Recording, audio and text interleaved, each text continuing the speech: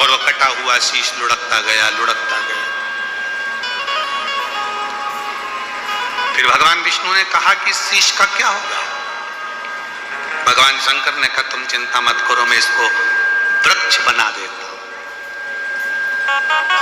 इस पृथ्वी पर सबसे पहला वृक्षारोपण अगर किसी ने करा है तो मेरे देव अधिदेव महादेव ने वट वृक्ष का रोपण करा है। इस भूमंडल पर सबसे पहला वृक्षारोपण अगर किसी ने करा तो मेरे शंकर भगवान ने ब्रह्मा जी के कटे हुए शीश को वट वृक्ष बना दिया था। और दूसरी बार फिर मेरे शंकर भगवान ने जब लक्ष्मी जी ने साधना करी तो पार्वती के प्रतिबिंब स्वरूप, लक्ष्मी जी के प्रतिबिंब स्वरूप उनको बेलपत्री का वृक्ष बना दिया था।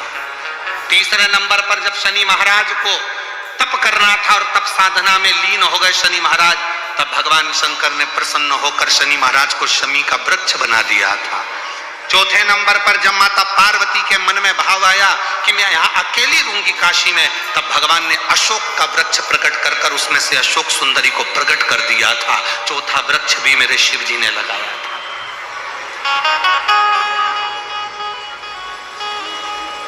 वट वृक्ष शिव जी ने लगाया, आम वृक्ष शिव जी ने लगाया, अशोक वृक्ष शिव जी ने लगाया, शमी वृक्ष शिव जी ने लगाया, बेलपत्र वृक्ष शिव जी ने लगाया।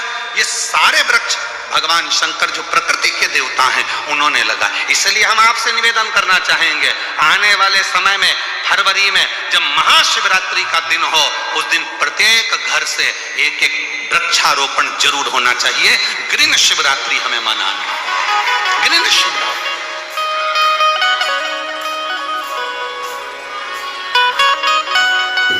किसी ने कहा क्यों गुरुजी हम पेड़ लगाएंगे तो मालूम पड़े हमारे पास में अगर बेलपत्री का पौधा नहीं हो तो हम क्या दूसरा लगा सकते हैं? बिल्कुल आप लगा सकते हो। जो पौधा तुम्हें मिले वो तुम्हें रोपित करना है। और हम तो अभी अगली कथा में प्रयास करेंगे कि आपको एक नंबर भी देंगे, उस नंबर पर पौधा लगाकर आप हमको अपना फोटो डालना। हम जैसे कथा आस्था चैनल पर चलती है तो आदि टीवी में कथा चलती रहेगी और आदि टीवी में आपके फोटो चलते रहेंगे कि किस किस ने वृक्ष लगाया है और किस किस ने प्रकृति की रक्षा के लिए ग्रीन शिवरात्रि मनाई। हम वो भी करें। लगाओ,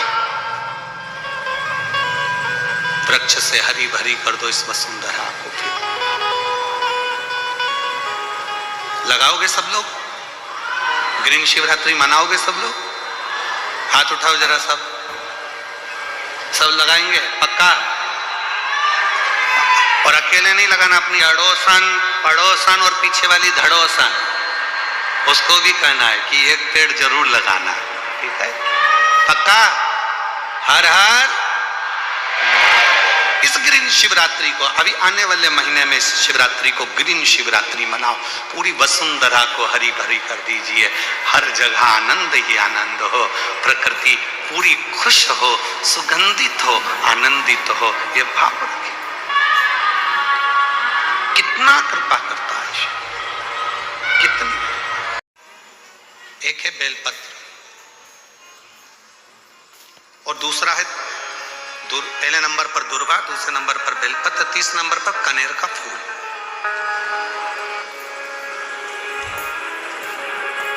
कोई अच्छा कार्य करते करते कई माताएं ऐसी होती हैं जो अपने प्रेम करती हैं परिवार से, ऐसा नहीं कि नहीं करते, स्नेह करते हैं। कई पुरुष भी ऐसे परिवार से बहुत प्रेम होता है, स्नेह होता है, पर अंदर कहीं ना कहीं ऐसा लगता है मेरा बेटा वहां जा रहा है कुछ गलत ना हो जाए। कभी कभी ऐसा लगता है कि ये काम होने वाला है और इसमें कुछ गलत ना हो जाए। कई बार शादी पक्की हो रही है, रिश्ता पक्का हो रहा है, या कोई घर में अच्छा कार्य हो रहा है और मन में संशय उत्पन्न हो जाता है कहीं गलत ना हो जाए। मतलब उसके अंदर कहीं नेगेटिविटी आती रहती है, ये वो सोचती रहती है। उसके अंदर एक कुछ ना कुछ ऐसा तत्व चलता रहता है जिससे वो बुद्धि में, विवेक में वो चीज उसके आती रहती है। तो शिव महापुराण में गजासुर की कथा कहती है कि गजासुर ने भगवान शंकर से वर मांगा कि मैं जब आपका भजन करूं, तप करूं, साधना करूं तो मेरे पास में अग्नि चारों तरफ हो जाए। खींच कर बोलना पड़ रहा है। ये अग्नि मेरे चारों तरफ हो जाए जिससे मैं आपका तप, आपकी साधना अच्छे से कर सकूं। डिले कम कर कर गला खींचना पड़ रहा है बोलने में। मैं आपका तप, आपकी साधना आराम से कर सकूं। शिव जी ने वर दे दिया, जब तुम तप करने के लिए बैठोगे, साधना करने बैठोगे, भजन करने बैठोगे, तब तुम्हारे चारों तरफ अग्नि प्रकट हो जाए। जिन माताओं को, जिन भाइयों को, जिन बेटियों को, जिन बेटाओं को, जिन मेरी बुजुर्ग माँ बाप को ऐसा लगता है, अंदर से ऐसा महसूस होता है कि कुछ गलत होने वाला है, कल कुछ गलत होने वाला है, मेरे पति के साथ ये गलत होने वाला है, मेरे बेटे के साथ ये गलत होने वाला है, या मेरे साथ कुछ गलत होने वाला है, जिसकी बुद्धि में केवल नेगेटिवता चलती रहती है, उसको 3 चीजें शंकर भगवान को प्रदोष के दिन अवश्य चढ़ाना चाहिए। क्या क्या चीज? पहले नंबर पर जम के बोलो दुर्वा, दूसरे नंबर पर बेलपत्र, और तीसरे नंबर पर कनेर का फूल।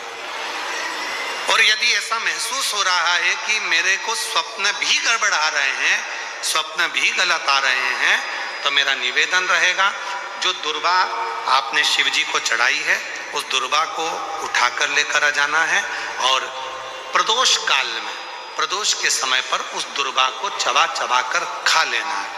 जिसकी बुद्धि में गलत चीजें आती रहती हैं, गलत विचार आता रहता है, गंदा गंदा कुछ भाव ऐसा प्रकट होने लगता है, मन पूजन में नहीं लगता, साधना में नहीं लगता, आराधना में नहीं लगता, पूजन करने बैठे हैं तो भी हमारा गलत विचार आ रहा है, साधना करने में भी गलत विचार आ रहे हैं, पूजन में गलत सोच आ रही है, गलत विचार आ रहे हैं, तो उनको वो दुर्वा जो शिव जी को समर्पित करी है, बेलपत्र जो शंकर भगवान को समर्पित करी है, कनेर का पुष्प जो शंकर भगवान को समर्पित करा है, उसमें से मात्र एक दुर्वा आप उठाकर ले आओ, और प्रदोष काल में उसको प्रदोष के दिन चबा चबा कर खा लीजिए। फिर कभी जिंदगी में कभी गलत विचार, गलत सोच और गलत दृष्टि नहीं जाएगी, और आपका ध्यान केंद्रित शिव की ओर। शंभु शंभु शंभु शंभु, भगवान शंकर की ओर केंद्रित रहे। चारों तरफ अग्नि लग गई, चारों तरफ। अब गजासुर ने वापिस तप करना प्रारंभ करा, और गजासुर ने वापिस तप करना प्रारंभ कर दिया, तप साधना वापिस प्रारंभ कर दिया। भगवान भोलेनाथ फिर प्रकट हो गए, शिव जी वापिस प्रकट हो गए। गजासुर, मांगो तुमको क्या चाहिए, क्या दें तुमको? गजासुर ने कहा, अब तो मैंने मांगने के लिए तप ही नहीं करा, अब मैंने मांगने के लिए तप नहीं करा। शंभु शंभु शंभु, अब मैंने मांगने के लिए कोई तप नहीं करा।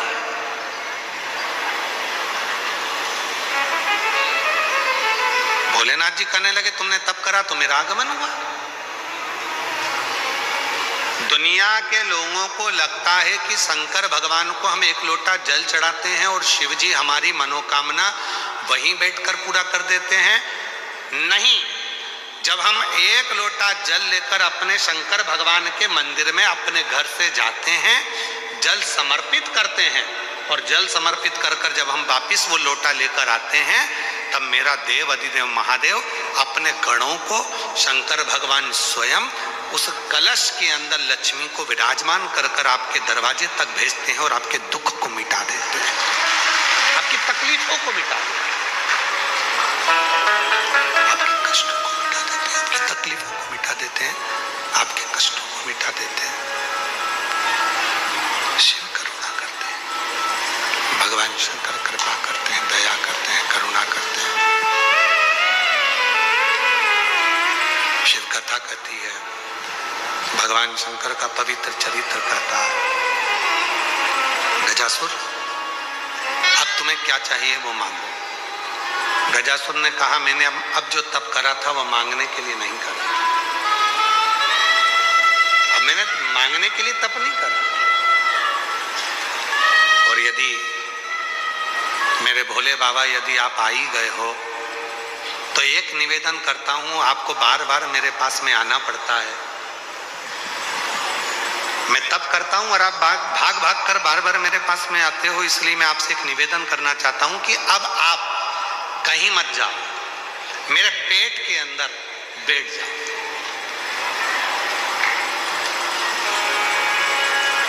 मेरे पेट में आकर बैठ। शिव जी ने पूछा क्यों?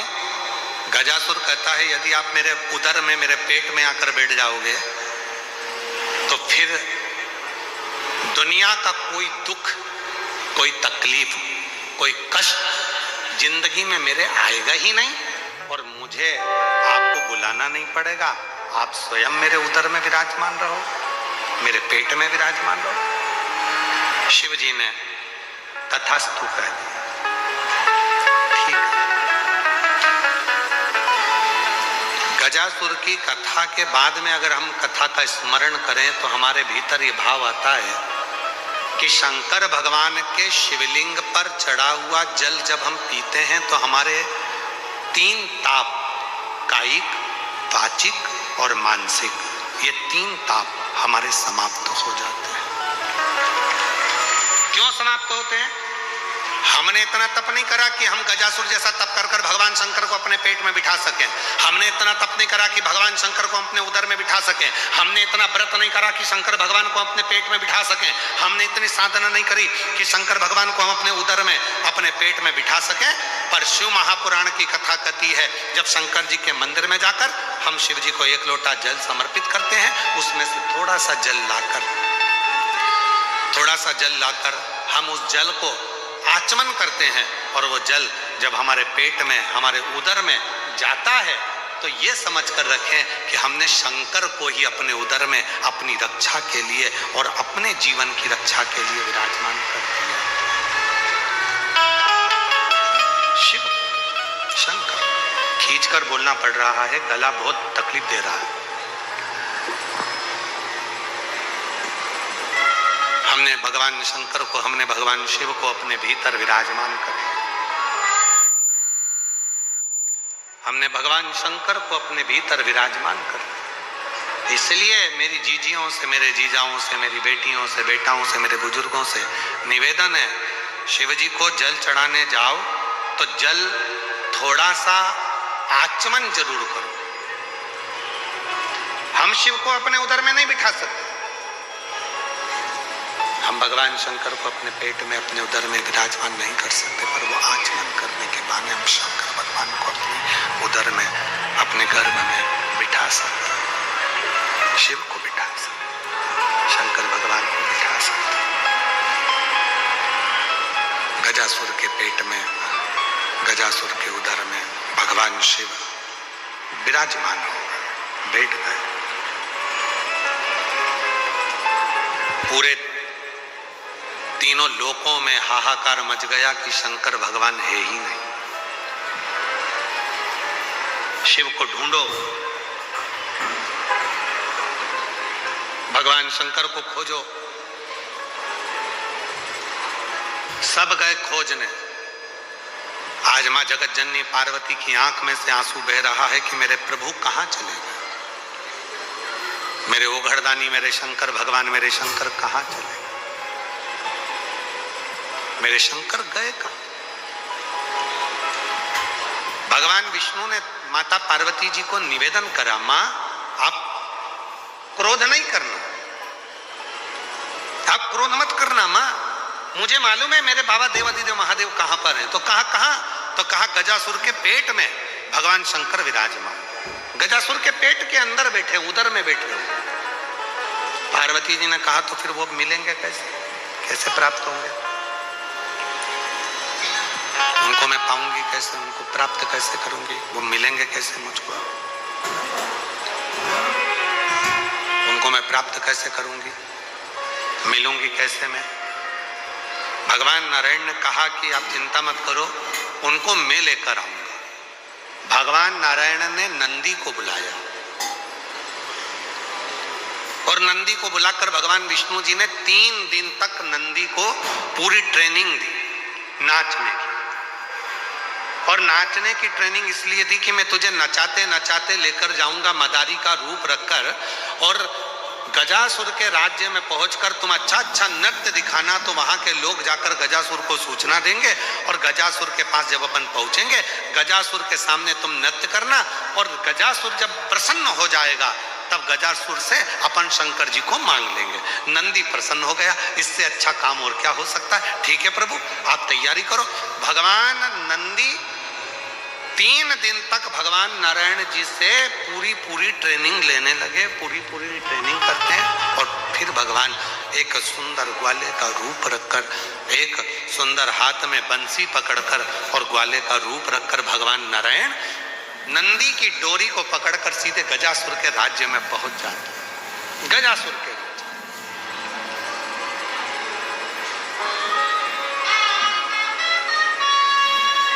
महाराज आज भी नियम है, अगर किसी लड़का लड़की का शादी होने के बाद अगर तलाक हो रहा है,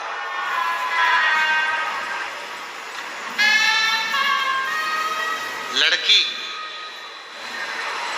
और लड़के का यदि तलाक हो रहा है, और दोनों का अगर कहीं ना कहीं थोड़ा बहुत भी स्नेह है, और उसमें से अगर 2 में से कोई एक ने भी ठान लिया कि मुझे तलाक नहीं चाहिए, मेरी धर्मपत्नी के साथ मुझे रहना है, या पत्नी ने ठान लिया कि मुझे मेरे पति के साथ रहना है, मुझे तलाक नहीं चाहिए, और पति तलाक लेना चाहता है किसी परिस्त्री के चक्कर में, किसी दूसरे के कहने पर, परिवार के कहने पर, या लड़की तलाक लेना चाहती है किसी दूसरे के चक्कर में, किसी परिवार के कहने पर या किसी अन्य व्यक्ति के कहने पर, और वो नहीं चाहता कि तलाक हो, लड़की नहीं चाहती कि तलाक हो, तो आज भी एक नियम है महाराज जी, आप अगर कर देखेंगे, आपके अगर कोई परिचित में अगर किसी का तलाक हो रहा है, छूट रहा है, संबंध खत्म हो रहा है, तो आज भी महाराज श्री हरि और हर इन दोनों का साझा कर यदि नंदी से लेकर भगवान शंकर के शिवलिंग तक, नंदी से लेकर भगवान शंकर के शिवलिंग तक एक मोली को आप लोग क्या कहते हैं गुजरात में, वो मोली जो हाथ में बांधते हैं उसको क्या बोलते हैं गुजरात में? नाड़ा, लच्छा, मौली, जो लाल पीला धागा होता है ना जिसको हाथ में बांधते हैं पूजन के टाइम पर, तो वो लच्छा, वो नाड़ा, वो मोली जो है, वो जो बांधने वाला है, नंदी का जो एक चरण खड़ा हुआ है, बाकी का चरण एक आगे का नीचे दबा हुआ है, पीछे का चरण भी दबा है, पर एक नंदी का चरण ऊपर है, उस चरण से लेकर भगवान शंकर के शिवलिंग तक एक सूत्र को बांधा जाए, और उस सूत्र को 7 जगह पर बेलपत्र रखकर उठा लिया जाए, और उठाने के बाद में किसी भी बेलपत्र के वृक्ष के नीचे वो 7 बेलपत्र समर्पित कर वो धागा लेकर 7 परिक्रमा अगर बेलपत्र की करी जाए, और जिससे संबंध टूट रहा है उसी से वापिस प्रेम बढ़ाया जाए, तो वो स्मरण कर अगर 7 परिक्रमा उस धागे के साथ में कर हाथ में अगर बांधा जाए, तो कितना भी दम लगा ले कोई व्यक्ति तलाक हो ही नहीं सकता। स्नेह बढ़ेगा ही, प्रेम बढ़ेगा ही, वो टूट नहीं सकता, उसको तोड़ा नहीं जा सकता।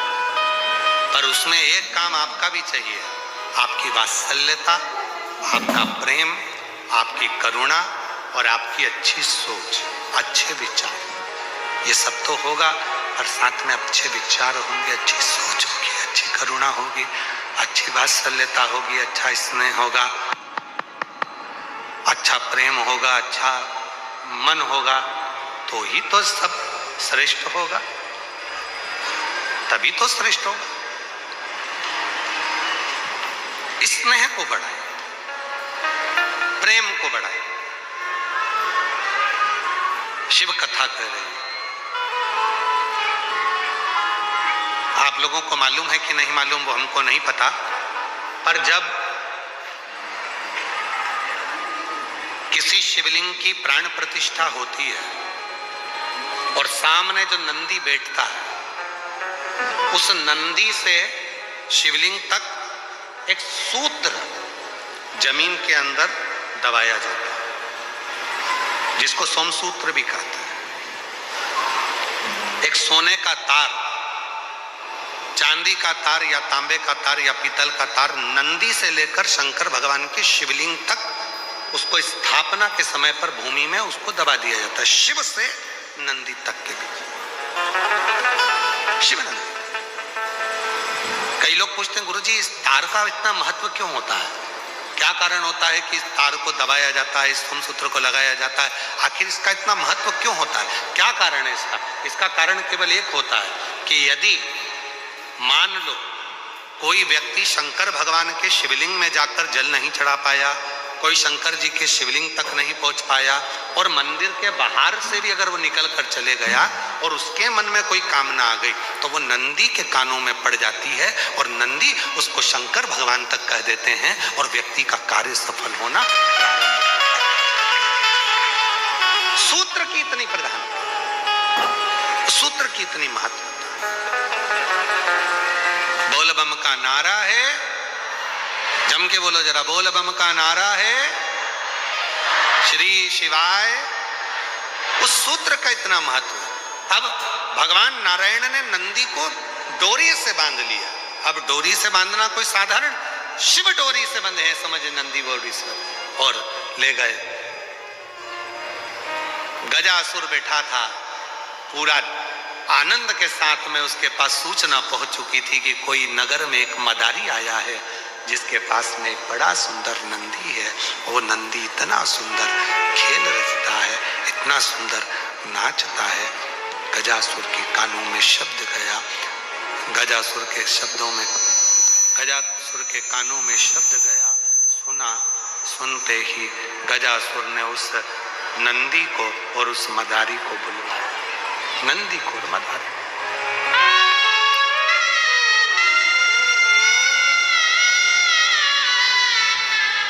भगवान नारायण ने अपनी बंसी का नाद किया।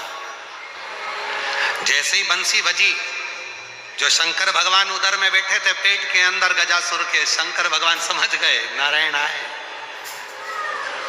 जो घुंघरू की आवाज सुनाई दी नंदी के पैर की, शिव जी समझ गए कि नंदी भी आया मुझे लेने के।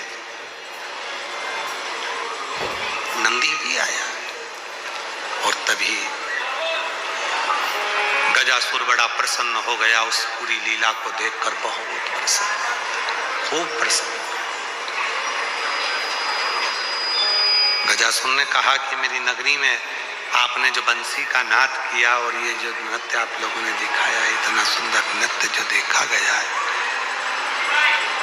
इतना सुंदर नृत्य जो देखा है और इतना सुंदर बंसी का जो नाद करा है, मैं सुध भूल गया था, इतनी साधना में पहुंच गया था। आज मेरा मन करता है कि दुनिया का सारा राज आपको दे दूं, मांगो तुम्हें क्या चाहिए। आज मैं बड़ा प्रसन्न हूं, गजासुर बोला, मैं बड़ा प्रसन्न हूं, तुमको क्या चाहिए वो बोलो। तब भगवान विष्णु ने तुरंत बात को पलटा और भगवान विष्णु बोले, प्रभु आपसे क्या मांगना, आपसे कुछ नहीं चाहिए हमको, हम तो बस नृत्य दिखाने आए बस, और कुछ नहीं। नहीं, तुम गजासुर के सामने बैठे हो, गजासुर के सामने नृत्य दिखा रहे हो, वो गजासुर जिसने सारे लोकों में अपना राज्य स्थापित कर रखा। मांगो तुमको क्या चाहिए, क्या चाहिए तुमको मांगो। नहीं, हमको कुछ नहीं चाहिए, कुछ नहीं, कुछ तो मांग लो, तुमको जो चाहिएगा वो मैं दे दूंगा। तुम जो मांगोगे वो मैं तुम्हें दे दूंगा। भगवान विष्णु को लगा ये असुर प्रवृत्ति का है, और असुर प्रवृत्ति का जो व्यक्ति होता है वो पलटने में नंबर 1 होता है।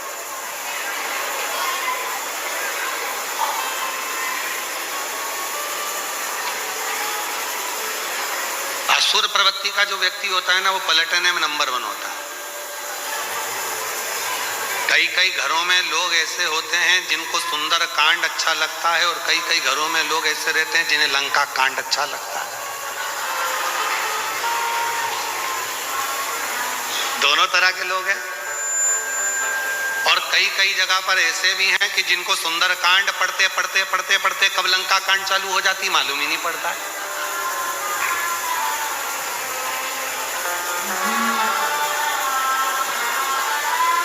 वो पढ़ ही रहते जामवंत के वचन सुहाए सुनी हनुमंत हृदय अतिवा, और बस पढ़ते पढ़ते पढ़ते पढ़ते पढ़ते इतनी देर में किसी ने जरा सा कुछ कर दिया और पढ़ रहा था सुंदरकांड, हो गया लंका का। 2 मिनट में देख के नहीं चल सकती, तेरे में अकल नहीं है, दिख नहीं रहा मैं पाठ कर रहा हूं, दिख नहीं रहा मैं पूजन कर रहा हूं। इतने में पत्नी ने हाथ जोड़कर बोला सुंदरकांड करो ना, काहे को लंका कांड करते हो, सुंदरकांड करो। पति फिर चिल्लाकर बोला तू मुझे ज्ञान देगी, तू मुझे ज्ञान दे। नहीं भाई,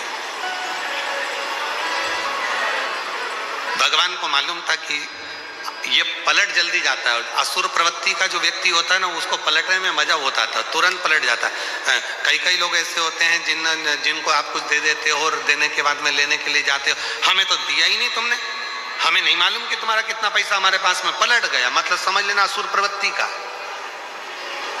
निकालना कठिन है, पलट गया। नहीं,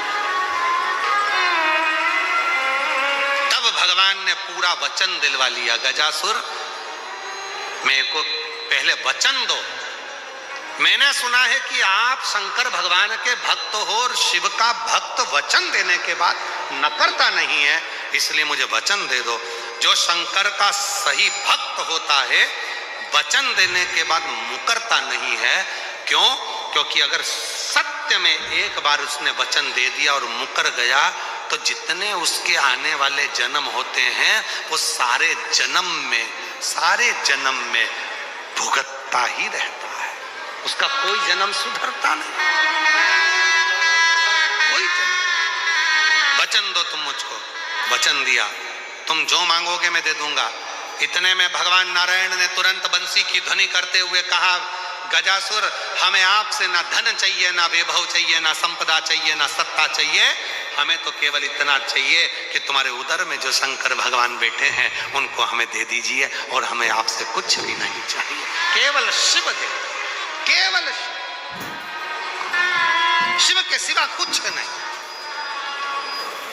आप में से कई माताएं ऐसी भी आती हैं, कई भाई लोग ऐसे आते हैं जिनको शंकर की कथा सुनना है, शिव पुराण सुनना है, शंकर की कथा में रसतत्व लेना है, शिव का भजन करना है। और कई कई माताएं पत्र लिख कर भी भेजे, महाराज जी आप कथा सुनाओ, किसी को माइक मत दिया करो। कई कई ऐसे भी आते, मन ही नहीं लगता शिव के बिना, शंकर की भक्ति के बिना, विरल भक्ति के बिना शुद्ध नहीं पड़ता।